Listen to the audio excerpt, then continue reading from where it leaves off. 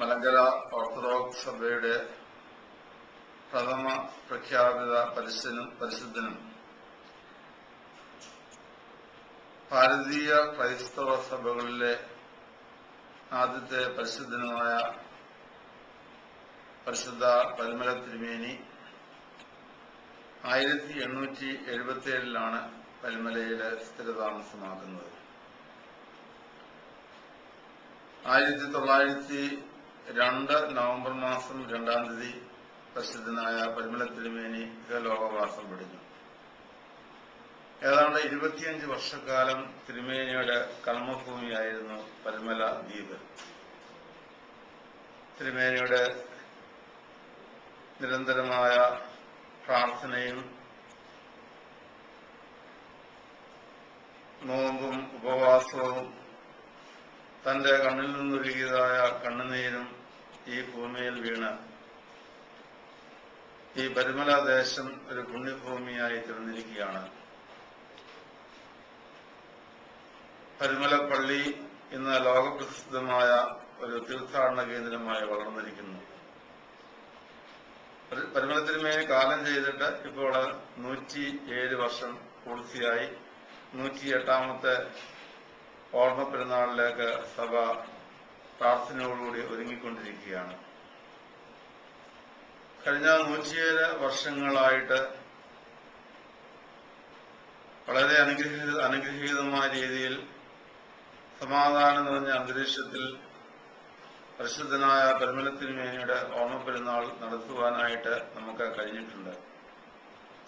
ഓരോ വർഷവും ആയിരക്കണക്കിന്, പതിനായിരക്കണക്കിന്, ലക്ഷക്കണക്കിന് ഭക്തജനങ്ങളാണ്, അതും നാനാജാതി മതസ്ഥരായ ഭക്തജനങ്ങള് പദയാത്രികരായിട്ട് വിദൂര സ്ഥലങ്ങളിൽ നിന്ന് പരിമലയിലെത്തി പരിശുദ്ധന്റെ സന്നിധിയിലെ സാഷ്ടാംഗ പ്രണാമം നടത്തി കണ്ണുനീരോടെ പ്രാർത്ഥിച്ച് അനുഗ്രഹങ്ങൾ പ്രാപിച്ച് സന്തോഷമാനസരായി തിരികെ പോകുന്ന കാഴ്ച എപ്പോഴും നമുക്ക് പരിമലയിലെ ദർശിക്കാവുന്നതാണ്. പരിമലയില് ഒത്തിരി പരിമിതികൾ ഉണ്ടായിരുന്നിട്ടും പരിമല പെരുന്നാളിന് ഇവിടെ എത്തിച്ചേരുന്ന ലക്ഷോപലക്ഷം ജനങ്ങളെ ഉൾക്കൊള്ളുന്നതിനുള്ള പരിമിതികൾ ഉണ്ടായിരുന്നിട്ടും നാളുവരെയും പരിമല പെരുന്നാളിനനുബന്ധിച്ച് യാതൊരുവിധമായ അനിഷ്ട സംഭവങ്ങളും പരിശുദ്ധനായ പരിമല തിരുമേനിയുടെ അനുഗ്രഹത്താൽ ഉണ്ടായിട്ടില്ല എന്നുള്ളത് പ്രത്യേകം പ്രസ്താവ്യമായ കാര്യമാണ്. നല്ല അടുത്ത സമയത്ത് പരിമലയിൽ സംജാതമായ ചില വിഷയങ്ങൾ, അതിന്റെ യാഥാർത്ഥ്യങ്ങൾ പങ്കുവയ്ക്കുവാനായിട്ട് ഈ സമയം ഞാൻ വിനിയോഗിക്കുകയാണ്.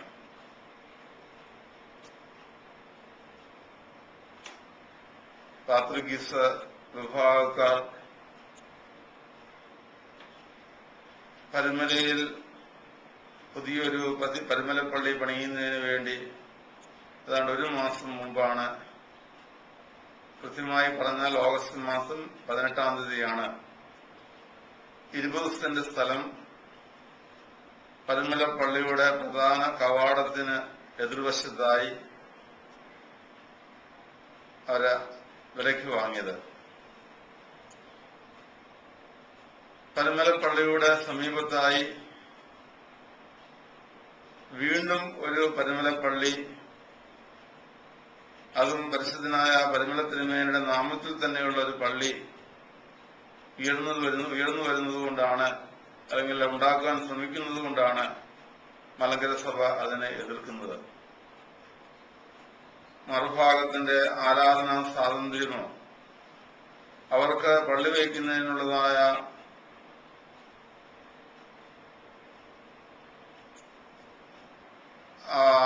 അവരുടെ ആഗ്രഹത്തെയോ ഞങ്ങളെ നിഷേധിക്കുന്നില്ല.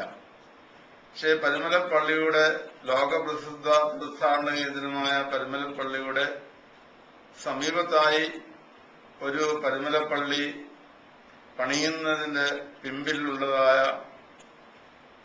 അവരുടെ ലക്ഷ്യങ്ങൾ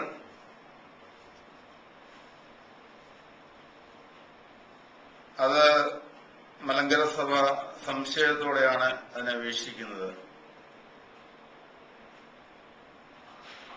ഉദാഹരണമായിട്ട് പാത്രികീസ് വിഭാഗക്കാർക്ക് പരിമലയിൽ ഈ പരിമലപ്പാലത്തിന് ഇക്കരയായിട്ട് ഒരു കുടുംബം പോലുമില്ല എന്നുള്ളതാണ് യാഥാർത്ഥ്യം. ഒരു കുടുംബം പോലും ഇല്ലാത്തതായ ഈ പ്രദേശത്ത് പരിമലപ്പള്ളി എന്ന പേരിൽ തന്നെ ഒരു പള്ളി പണിയുന്നതിന്റെ ഉദ്ദേശം നമുക്ക് അതിൽ ചില നിഗൂഢതകൾ ഉണ്ടെന്ന് ഞാൻ പറഞ്ഞാൽ അതിൽ അതിശയിക്കുവാനൊന്നുമില്ല. സാധാരണയായിട്ട് ഒരു പ്രദേശത്ത് പള്ളി പണിയുന്നത് അവിടെയുള്ളതായ ആത്മീയ സഭാവിശ്വാസികളുടെ ആത്മീയ ആവശ്യങ്ങൾ നിറവേറ്റുന്നതിന് വേണ്ടിയാണ്. എന്നാൽ പരിമലയിൽ അവർക്കൊരു കുടുംബം പോലും ഇല്ലാത്ത സ്ഥിതിക്ക് ഒരു പള്ളി പണിയുന്നത് വിശ്വാസികളുടെ ആത്മീയ ആവശ്യങ്ങൾ നിറവേറ്റുന്നതിന് വേണ്ടിയല്ല, പിന്നെയോ പരിമലപ്പള്ളിയിലേക്ക് ഉള്ളതായ ഒരു കടന്നുകയറ്റമായിട്ട് തന്നെ നമുക്ക് കാണേണ്ടിയിരിക്കുന്നു. അതിന് പ്രത്യക്ഷമായ തെളിവാണ് അവർ സ്ഥലം വാങ്ങിയ ഉടൻ തന്നെ പരിമലപ്പള്ളി എന്നുള്ള പേര് അവർ സ്വീകരിച്ചു. അത് മാത്രമല്ല, ഈ പള്ളിപ്പണിയുമായി ബന്ധപ്പെട്ട് പാത്രികീസ് വിഭാഗക്കാര് ഒരു വെബ്സൈറ്റ് ആരംഭിച്ചു. ആ വെബ്സൈറ്റിന്റെ അഡ്രസ് www.parimalapalli.org എന്നാണ്.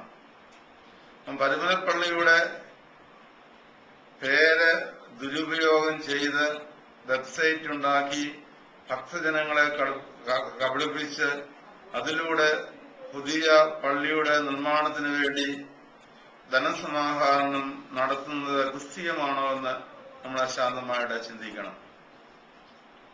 അപ്പോൾ ആദ്യ തുടക്കത്തിൽ തന്നെ രണ്ടു വിധത്തിലുള്ള കടന്നാക്രമണമാണ് പരിമലപ്പള്ളിയിലേക്ക് നടത്തിയിരിക്കുന്നത്. ഒന്ന്, പരിമലപ്പള്ളിയുടെ പേര് അവര് കവർന്നെടുത്തു. രണ്ടാമതായിട്ട് പരിമലപ്പള്ളിയുടെ പേരിൽ തന്നെ ഒരു വെബ്സൈറ്റ് അവരുണ്ടാക്കി. നമ്മൾ ചിന്തിക്കും, പരിമലപ്പള്ളിയുടെ സമീപത്ത് അവർ പള്ളി പണിതാല് അതുകൊണ്ട് എന്ത് ദോഷമാണ് പരിമലപ്പള്ളിക്ക് വരാൻ പോകുന്നതെന്ന്. പക്ഷെങ്കില് തുടക്കത്തിൽ തന്നെ ഒരു കടന്നാക്രമണം പരിമലപ്പള്ളിയുടെ മേൽ അവർ നടത്തിയിരിക്കുന്ന സ്ഥിതിക്ക് ദൂരവ്യാപകമായിട്ട് പരിമലപ്പള്ളിയെ മുമ്പിൽ കണ്ടുകൊണ്ട് പരിമലപ്പള്ളിയുടെ മേൽ അവകാശം സ്ഥാപിക്കുന്നതിന് വേണ്ടിയുള്ള ഒരു ഉത്സുക ശ്രമത്തിന്റെ ഭാഗമായിട്ട് മാത്രമേ ഈ പള്ളിപ്പണിയെ നമുക്ക് കാണുവാനായിട്ട് കഴിയുകയുള്ളൂ.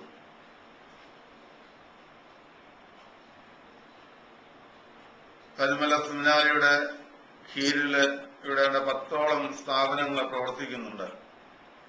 ആ സ്ഥാപനങ്ങളെല്ലാം സെന്റ് ഗ്രിഗോറിയോസ് എന്ന പേരിലാണ് നാമകരണം ചെയ്യപ്പെട്ടിരിക്കുന്നത്. പരിമല തിരുമേനിയുടെ നാമത്തിൽ പാത്രികീസ് വിഭാഗക്കാര് പരിമലയിൽ ഒരു പള്ളി പണിയുകയും അതിനോടനുബന്ധമായി അതേ പേരിൽ സ്ഥാപനങ്ങൾ ആരംഭിക്കുകയും ചെയ്തു കഴിയുമ്പോൾ ജനങ്ങളുടെ ഇടയിൽ ഒത്തിരി കൺഫ്യൂഷൻസ് ഉണ്ടാക്കുവാനായിട്ട് അതിടയാകും. പ്രത്യേകിച്ച് തപാൽ ഇടപാടുകളിലും ബാങ്കിങ്ങുകളിലൊക്കെ ധാരാളം പ്രശ്നങ്ങള്, തർക്കങ്ങള് ഉണ്ടാവുക സ്വാഭാവികമാണ്. അത് വ്യവഹാരങ്ങളിലേക്കും മറ്റ് പല വിധത്തിലുള്ളതായ പ്രതിസന്ധികൾക്കും ഇടയാകും എന്നുള്ളതിൽ യാതൊരു സംശയവും ഇല്ല. നമുക്കറിയാം, പരിമല പെരുന്നാളിന് ലക്ഷോപലക്ഷം ജനങ്ങളാണ് ഓരോ വർഷവും ഇവിടെയൊക്കെ കടന്നു വരുന്നത്. ഈ പാത്രികീസ് വിഭാഗക്കാര് പരിമലയിൽ പരിശുദ്ധനായ പരിമല തിരുമേനിയുടെ നാമത്തിൽ ഒരു പള്ളി പണിത് കഴിയുമ്പോൾ അവരും നവംബർ 1, 2 തീയതികളിൽ തന്നെ പെരുന്നാൾ നടത്തുവാനായിട്ട് ശ്രമിക്കും. അതിൽ യാതൊരു സംശയവുമില്ല. ഇപ്പോൾ ഞങ്ങൾ അതേ ദിവസം പെരുന്നാൾ നടത്തുന്നില്ല, ഞങ്ങൾ വേറൊരു ദിവസം പെരുന്നാൾ നടത്തിക്കൊള്ളാം എന്നൊക്കെ പറഞ്ഞാൽ തന്നെയും ഭാവിയിൽ പള്ളി ഉണ്ടായി കഴിയുമ്പോൾ അതേ ദിവസം തന്നെ പെരുന്നാൾ